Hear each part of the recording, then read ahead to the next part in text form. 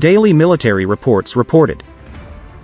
President Joe Biden will take his first, limited actions on gun control Thursday, directing his administration to tighten restrictions on so-called ghost guns and pistol stabilizing braces that allow the weapons to be used more accurately, according to a senior administration official.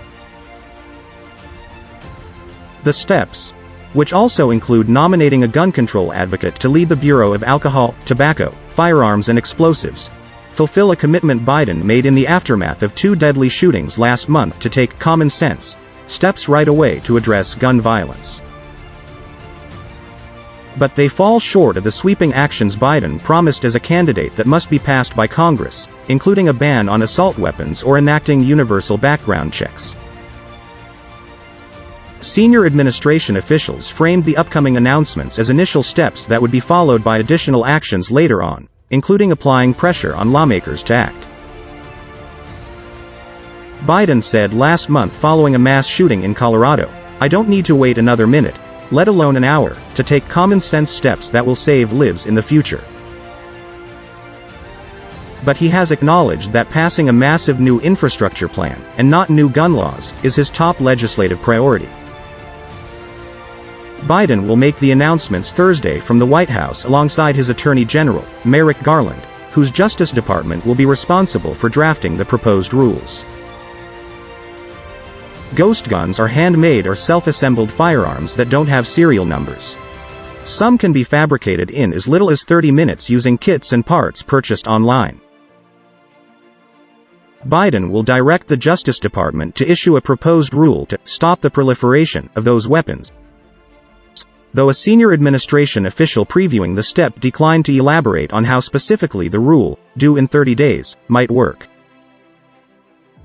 Another proposed rule would target stabilizing braces for pistols, which aid in the weapon's accuracy and manage recoil. Under the new rule, the devices, which the senior administration official contended turn pistols into short-barreled rifles, would be covered by regulations in the National Firearms Act, including requiring registration. Last month's mass shooter in Boulder, Colorado, used a pistol modified with an arm brace, according to a law enforcement source. Another proposed rule would target stabilizing braces for pistols, which aid in the weapon's accuracy and manage recoil. Under the new rule, the devices, which the senior administration official contended turn pistols into short-barreled rifles, would be covered by regulations in the National Firearms Act, including requiring registration. Last month's mass shooter in Boulder, Colorado, used a pistol modified with an arm brace, according to a law enforcement source. The announcements will come as the president is expected to nominate David Chipman as the next director of the Bureau of Alcohol, Tobacco, Firearms and Explosives, a White House official. Chipman is a former ATF agent who serves as senior policy advisor at Giffords, the organization led by former Congresswoman Gabby Giffords, who became a gun control advocate after being shot in 2011. The ATF has been without a permanent director since 2015.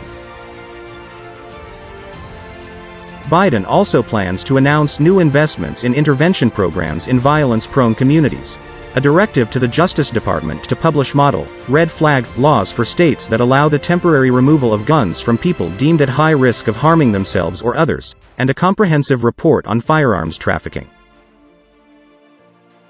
Taken together, the actions amount to the first real steps by Biden's administration to combat gun violence.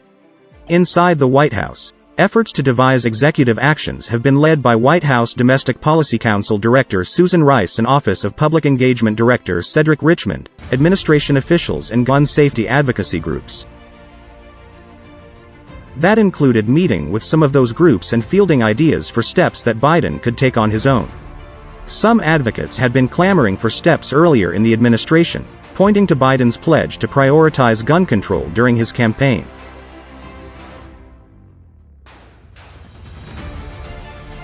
But initial reaction from gun safety advocacy groups Wednesday evening was positive.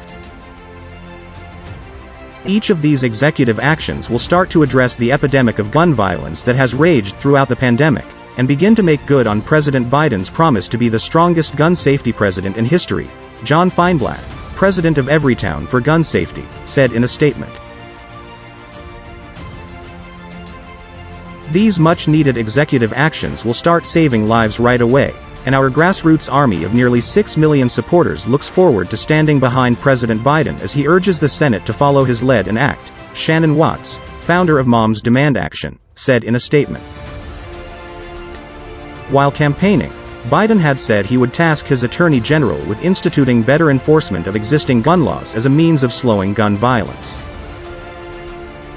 He also made a campaign pledge to send $900 million for community programs meant to combat violence, something the administration is sorting out how to fulfill. Following last month's shootings, Biden called on Congress to take steps like reenacting an assault weapons ban, with Vice President Kamala Harris, who argued for executive actions on the campaign trail, telling CBS This Morning that, if we really want something that is going to be lasting, we need to pass legislation.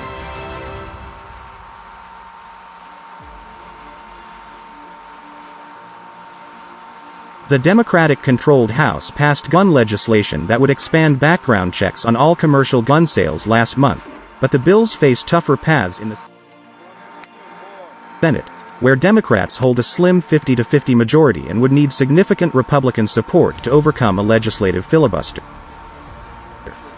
Biden acknowledged during a news conference that his main legislative priority was passing an infrastructure package and that he believed careful timing was key to the success of any proposed bills.